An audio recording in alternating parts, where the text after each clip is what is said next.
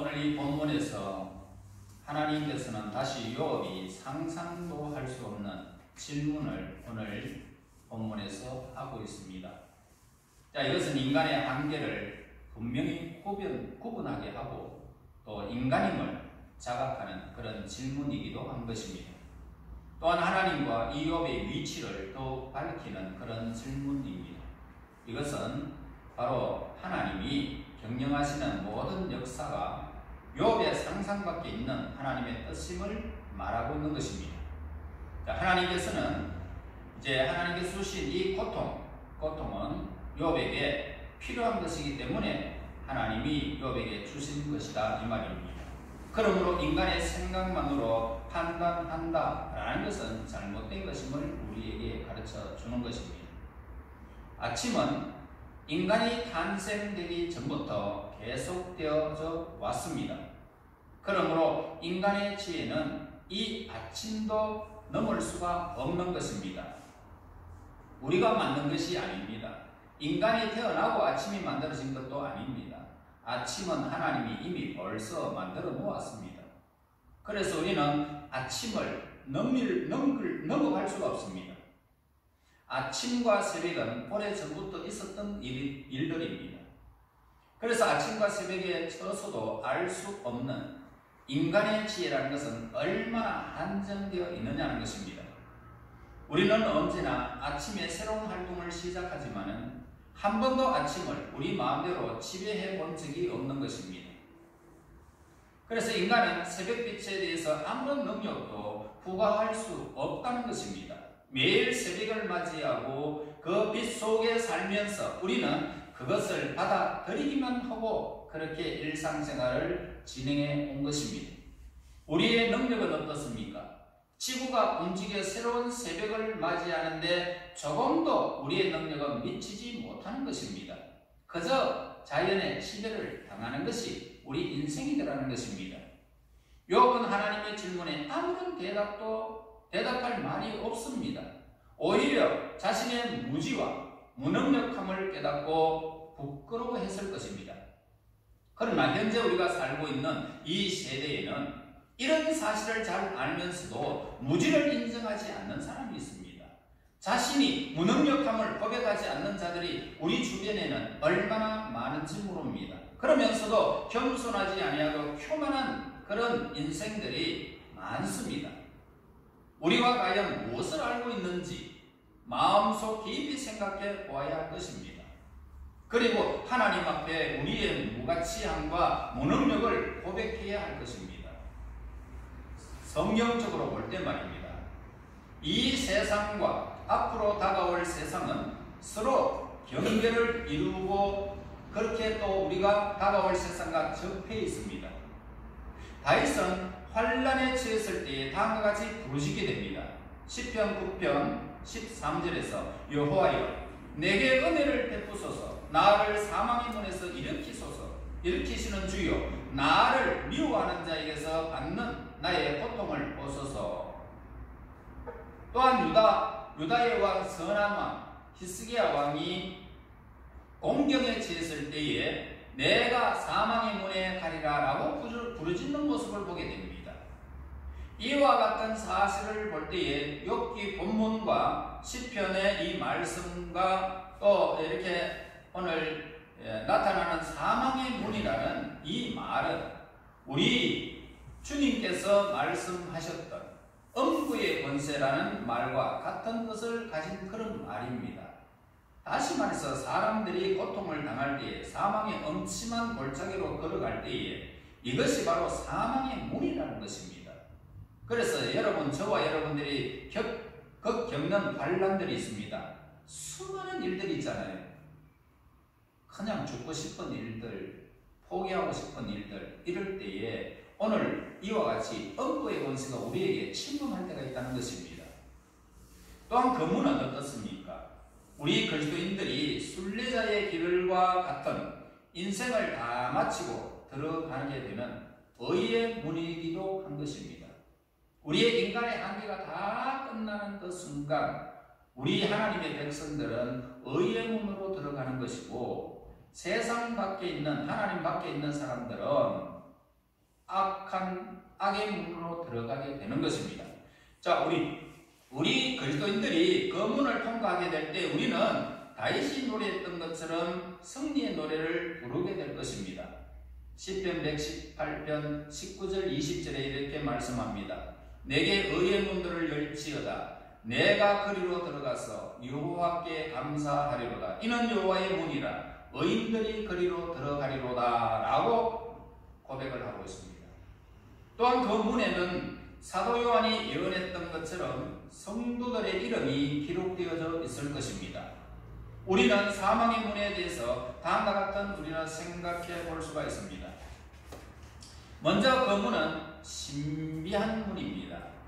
그 문은 이편 시간에 의해서 제한되어 있지만은 그 문을 넘어서게 되면 우리의 인생이 끝나서 시간의 세계에서 영혼의 세계로 들어가는 그 순간 우리는 영원한 세계에 시간을 초월한 세계에 이르게 될 것입니다. 그때 우리는 새로운 몸을 입을 것입니다. 그리고 우리가 전혀 경험하지 못했던 그런 새로운 세계에 우리는 도달하게 될 것입니다. 그때 우리는 새로운 몸을 입고 우리가 경험하지 못했던 새로운 세계를 보게 될 것입니다. 그리고 그 문은 변화의 문입니다.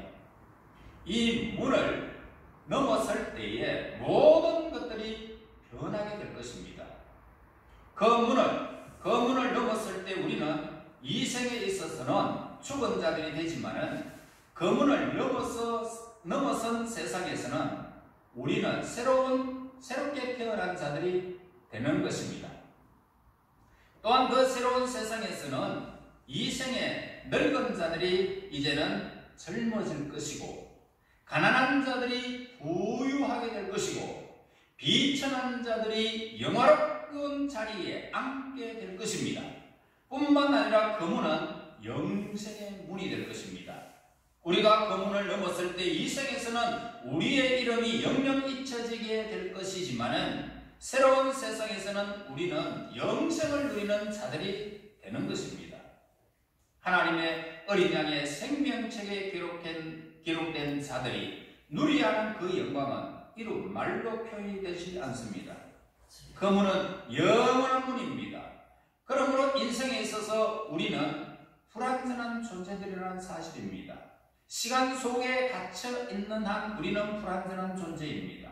따라서 우리의 일과 우리의 성공과 업적과 그 외의 모든 것들도 불완전할 수밖에 없는 것입니다. 그러나 우리가 그 문에 넘어서는 순간, 시간의 문을 우리가 넘어서는 순간 그러한 장벽들은 완전히 불완전한 세계가 사라질 것이고 우리는 무한한 능력과 하나님의 자녀에 누리는 그 무한한 지식을 가지고 우리는 그 영원한 세계에서 새로운 삶이 시작될 것입니다. 그 문을 넘어서게 될 때 우리는 우리 왕 대신 하나님으로부터 상급을 받게 될 것입니다. 계시록 22장 12절에서 이렇게 기록합니다. 보라, 내가 속히 오리니 내가 줄 상이 내게 있어 각 사람에게 그가 행한 대로 갚아주리라. 예수님께서 우리에게 이 땅 위에서 시간 속에서 내가 제한된 인생 속에서 살아가지만 하나님의 나라와 의를 위하여 살아갔던 모든 사람들에게 행한 대로 하나님이 그렇게 예수님이 우리에게 행한 대로 갚아주시겠다고 분명히 언약하고 있습니다. 그래서 그날에 하나님께서는 그 은혜의 풍성함을 통하여 우리에게 상급을 내려주실 것입니다. 또한 하나님께서는 순서에 따라서 각자 하나님을 위해서 일한 대로 보상을, 상급을 내려주실 것입니다. 하나도 외가 없이, 잊어버림 없이 하나님은 그대로 우리에게 심은 대로 우리에게 주실 것입니다. 그것뿐만 아닙니다. 우리는 천국에서 가장 크다 일컬음을 받는 복을 영원히 누리게 될 것입니다. 17절 보세요. 사망의 문이 내게 나타났느냐? 사망의 걸면질 문을 네가 보았느냐? 여기서 사망이라는 말은 뭡니까? 히브리 말로는 소울이고요, 히랍 말로는 히데스를 가리키고 있는 것입니다. 그래, 그 뜻은 뭐냐면 죽은 자가 그할 어두움의 집이라는 뜻이에요. 우리가 사는 세상에는 어둠에 둘러싸인 정신적인 어두움이 지금 가득한 세상입니다. 그래, 하나님께서는 본문에서 창조와 하늘과 땅의 모든 현상을 언급하신 사실은 욥을 둘러싸고 있는 모든 문제에 대해서 그가 무지하고 그의 지식에 한계가 있음을 욥에게 가르쳐 주고자 의도된 말씀입니다. 죽음의 영역은요, 많은 문제 중에 그가 당면하고 있는 무지를 보여주는 하나의 예가 되는 것입니다. 고립된 인간이 이 넓은 죽음의 세계에 대해서 얼마나 무지한지 모릅니다. 그래서 사람들에게 예수님을 증거하고 천국이 있습니다, 지옥이 있습니다 라고 그렇게 하면 죽어봐야 알지 그럽니다. 왜냐하면 무지하기 때문에 모르는 거예요. 여러분, 신비의 베일이 우리를 여러 겹으로 둘러싸고 있습니다. 이 땅에 살아가는 사람들은 육신에 보이는 것만 생각할 뿐이라는 것입니다. 어떤 문제를 가지고 시작하더라도 만족스러운 해답을 이 땅에서는 얻을 수가 없는 것입니다. 이 세상에서 죽음과 같은 이 흑암 중에서 우리는 무엇을 바라며 살아가야 될 것인가? 무엇을 바라면서 살아야 되겠습니까? 우리의 출구는 어디에 있습니까?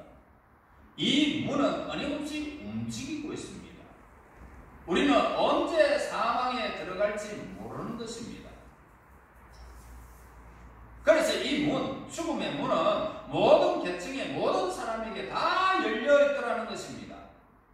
또한 이 문을 통해서만 우리는 우리의 육신이 죽음을 통해서만 영생에 들어갈 수가 있는 것입니다. 이 문에는 징벌받을 자와 하나님 예수님의 견해에 의해서 견인되어지는 사람으로 나뉘어질 것입니다. 우리는 언제나 이 문에 가까이 있습니다. 여러분, 언제 우리가 이 생을 마감할지 아무도 모릅니다. 나이에 상관도 없고요, 성별 차이도 없습니다. 우리가 인생의 여행을 시작한 이후에 수많은 사람들이 우리 모든 성대 그리고 우리의 모든 이 조상들이 다 그 문을 통과해버렸습니다. 개인의 고통과 사별의 아픔을 느낄 때마다 우리는 이 죽음의 문에 가까이 있다라는 것을 우리는 느끼게 되어집니다. 이 예배는 우리에게 사망의 문에 대한 또 다른 면을 알려주고 있는 것입니다. 예배를 통하여 문 건너편에 생명이 있다는 것을 확신하는 것입니다. 예배는 문 건너편에 축복이 있다는 것을 확신시켜 주는 것입니다. 예배는 이 문을 밟고 지나갈 때에 우리가 느끼는 본능적인 거부감을 없애주는 것입니다. 예배를 드리세요, 하나님께. 그리고 그 영광을 하나님께 돌리고 난 다음에 내가 누려야 할 그 영광은 어떻습니까? 그러니까 내가 죽음을 두려워하지 않고 우리가 행할 수 있는 것은 예배 자체라는 것입니다. 우리가 예배를 드리면서 이 땅에 그냥 어떠한 죽음이 맞이해도 이 예배 중에 간다면야 얼마나 행복하겠습니까? 죽음을 초월하는 거예요. 예배는 죽음의 두려움으로 한평생 얽매여 있는 속박으로부터 우리를 구속해내는 겁니다. 그러므로 이 예배가 너무너무 중요한 겁니다. 예배가 얼마나 중요한지 모릅니다. 우리는 영원토록 하나님 앞에 예배드릴 것입니다. 욥에게 확신을 준 교사는 무지와 약함이었습니다. 그는 하나님의 섭리와 사역에 대해서 너무나 무지했다는 것을 깨달았습니다. 그가 자신에게는 눈을 돌렸을 때 자기 주위에 신비로 가득 차 있는 것을 보았습니다. 그것은 구름과 어두움이 가로막고 있는 다른 세계였습니다. 어떤 여행자라도 한 번 가고 나면 되돌아올 수 없는 땅이었습니다. 영적인 땅이며 영원히 변하지 않는 새하늘과 새 땅입니다. 그래서 17절에 사망의 문이 내게 나타나느냐라고, 이 말씀은 언유적으로 해석을 해야 되는 것입니다. 이 언유가 제시해주고 있는 것을 세 가지로 우리가 생각해 보겠습니다. 첫째는 우리는 인생이 끝나게 될 기간에 대해서 우리가 얼마나 무지한 것을 깨달은 것입니다. 우리는 전능하신 분의 비밀스러운 것을 살펴볼 수도 없습니다. 우리의 눈으로는. 그리고 세상을 가져갈 때 어떻게 하는 것이 정확하게 필요한 방법인지도 우리는 모르는 것입니다. 공포의 대왕이 우리 주위에서 얼마나 많은 사람을 이 사람 저 사람 데려가고 있습니까? 또 얼마나 많은 사람들에게 지금 그 공포의 시간이, 죽음의 시간이 다가오고 있느냐는 말입니다. 우리가 살면서 채워야 할 세월과 죽음에 대한 성질이 무엇인지에 대한 대답은 하나님께만 속한 것입니다. 그래서 너는 언제 와야 된다, 너는 언제 와야 된다 지명해 놓은 것입니다. 우리의 수명은 다 정해져 있습니다. 질병이 있다고 빨리 가지 않습니다. 건강하다고 오래 살지 않습니다. 둘째는 보이지 않는 세계의 성질에 대해서 우리는 너무나 어두운 가운데 처해 있다는 것입니다. 저와 여러분은 이 세상 넘어 있고 인류의 상상을 초월한 저 세계의 환경에 대해서 얼마나 명백히 알고 분별하고 살아가고 있습니까? 우리가 그 상태에 대해서 듣고 있는 것은 선한 자들이 영원히 의인의 의인과 함께 있고 악한 자들이 영원히 악과 함께 있게 될 것이라는 것을 우리는 알고 있습니다. 그러나 우리는 아직도 그 특수한 상황에 대해서 너무나 어둡다는 것입니다. 어떤 이들은 숨이 끊어지는 그 순간까지, 부활 때까지 영원한 생명과 의식으로 존재해 있을 것이다 라고 그렇게 생각을 하고 있습니다. 의식이 끊어지면, 죽으면 내 영혼의 의식은 항상 살아있어서 부활 때까지 보존될 것이다 라고 그렇게 생각을 하고 있습니다. 그러나 이런 이론은 전혀 근거가 없는 이야기입니다. 우리가 죽으면 영혼의 시간으로 그냥 들어가 버리지 시간 세계에 머물지 않습니다. 영혼 세계에 속 들어가 버립니다. 거기에는 시간이 존재하지 않습니다. 그러므로 우리는 하나님이 천년이 하루 같고 하루가 천년이 같다는 이 사실 앞에서 영혼의 세계와 시간의 세계는 완전히 딴 세계라는 사실을 우리에게 일러주는 것입니다. 그러므로 죽으면 우리는 심판자리에 들어가게 됩니다. 악인과 선인으로 갈리는 것입니다. 새하늘과 새 땅에 들어가느냐 아니면 어두운 권세 속에 머물느냐 이 말입니다. 분명한 것은 모든 인류가 한 번 죽기로 약속되어 있는 것이고, 죽은 후 마지막 날에 전체 심판에서가 아니라 모든 개인이 한 사람 한 사람, 특별히 하나님의 심판 때에 한 사람 한 사람이 다 거쳐가는 것이라는 것을 여러분 기억해야 됩니다. 많은 사람들이 무리를 지어가지고 거기에서 오늘 그렇게 나뉘어지는 것이 아닙니다. 한 사람 한 사람 한 사람 한 사람 개별적으로 하나님이 다 만나게 될 것입니다.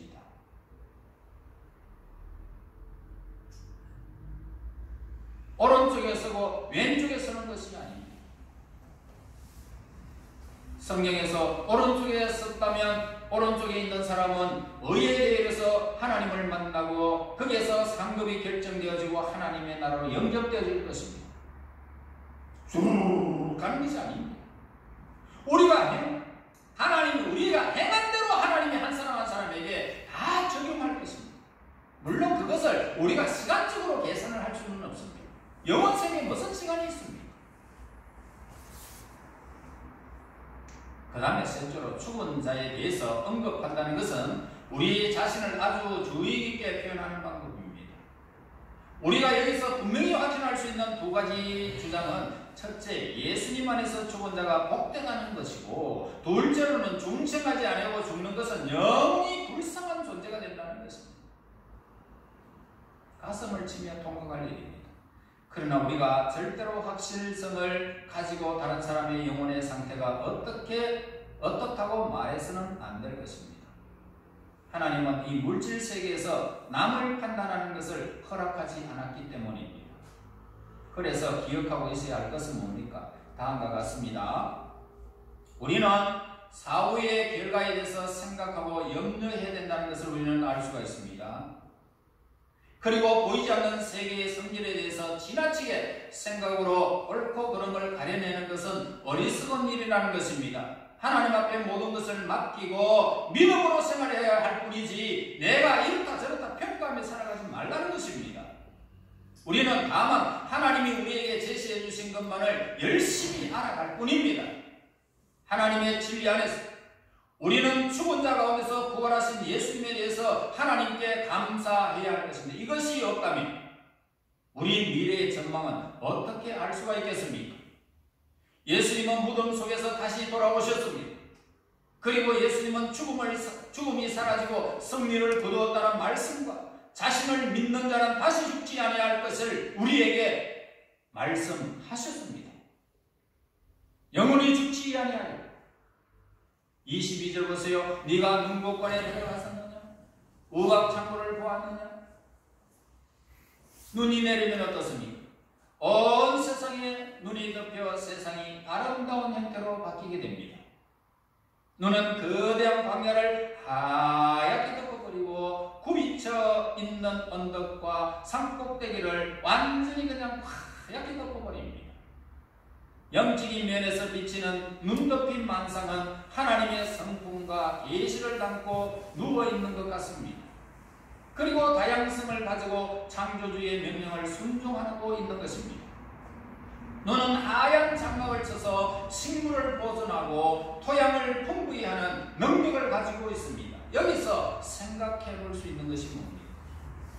하나님의 사랑과 지혜가 인간들의 영혼에 찾아와서 슬픔과 고통에서 보호하신다는 의미를 담고 있습니다. 슬픔과 고통을 하나님의 진리가 그들을 덮어버리고 보호해 주신다는 의미가 있습니다.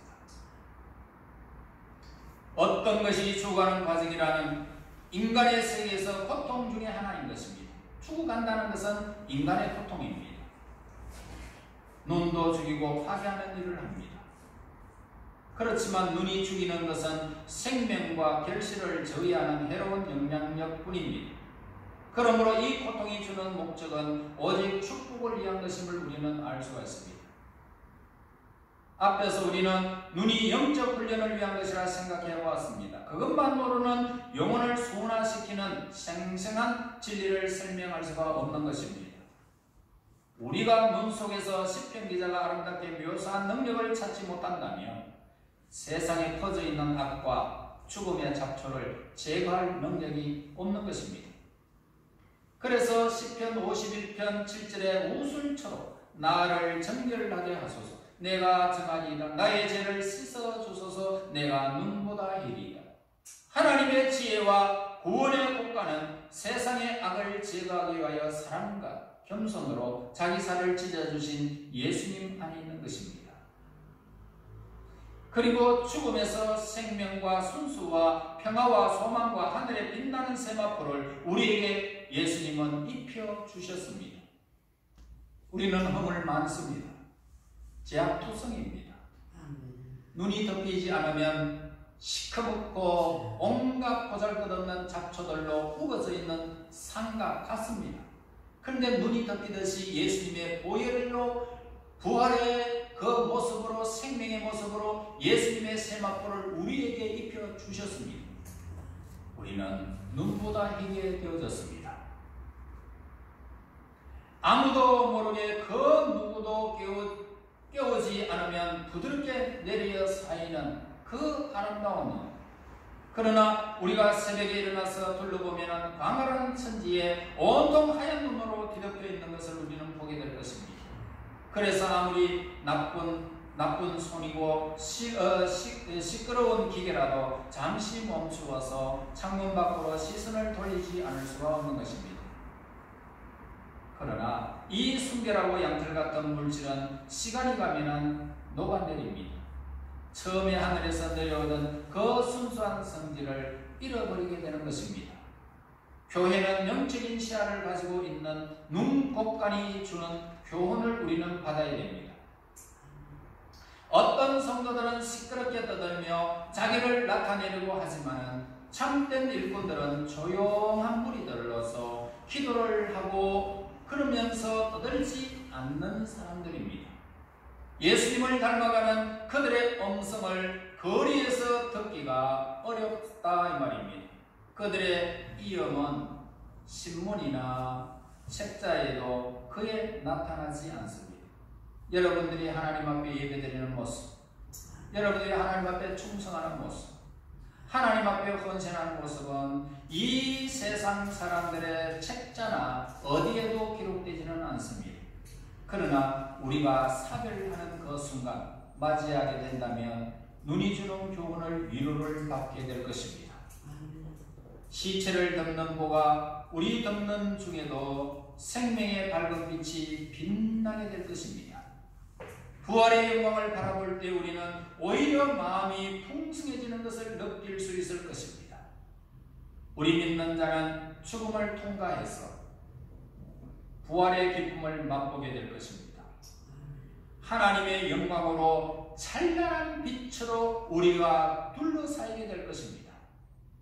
사랑의 영역에 도움이 되지 않는 것은 영원히 우리 시야에서 사라지게 될 것입니다. 이제 여러분들은 하나님의 사랑을 받는 자녀로서 거듭나게 되었고 이제는 그 영광스러운 몸으로 하나님을 맞이하고 그 나라에 영접되어질 그 날을 우리에게 밝혀지게 될 것입니다. 우리가 살아가는 날 동안 고통과 시련과 눈물과 관심은 잠깐이라는 것입니다. 잠깐입니다. 우리가 살아가는 동안 인간의 한계를 깨달아야 됩니다. 우리는 할 수가 없습니다. 저 영원한 세상을 우리는 바라볼 수 있지만 그러나 경험하지 못했습니다. 그러므로 우리는 믿음으로 살아가야 되는 것입니다.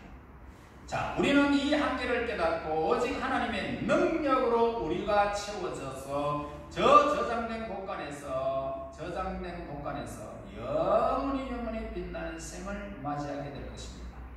그날까지 믿음으로 여러분 사시고 예배가 얼마나 중요한지를 우리가 깨달았습니다. 이 땅에 두려움 없이 하나님의 나라를 향하여 전진하고 그 영광을 참으로 찬란한 내일의 시간을 벗어나서 하나님의 시간이 열려지는 그 순간 여러분들은 세상 모든 것들이 잊혀지게 될 것입니다. 눈이 사이서 곳간에 들어가듯이 여러분들의 모든 것은 사라질 것이고 예수 그리스도의 세마포 있고 우리는 영원한 자리에 이르게 될 것입니다. 하나님의 백성들이여 복된 무리들이여 이 땅에 살아가는 날 동안 행복하고 기쁨으로 잊지 마시고 하나님의 그 영광을 위하여 믿음으로 전진하여 그 영광을 세세토록 누리시기를 예수님 이름으로 축원합니다. 하나님께 감사합니다. 영광 중에 계신 아버지여 선하고 무능한 저희를 못 보시고 사랑하셔서 주 예수 그리스도의 보배로운 피로 우리를 죄에서 구원하여 주시고 예수님의 생명의 부활의 그 영광으로 우리에게 세마포를 입혀주신 하나님 감사합니다. 하나님 이 예배의 중요성을 온전히 깨달아서 일평생토록 예배하며 하나님 두려움 없이 하나님 앞에서 삶을 아름답게 살아 그 영광이 펼쳐지는 그 순간까지 하나님께서 허락하시는 그 영광을 누리는 그날까지 주여 저희들을 인도하여 주시옵소서. 예수님 이름으로 기도하옵나이다. 아멘.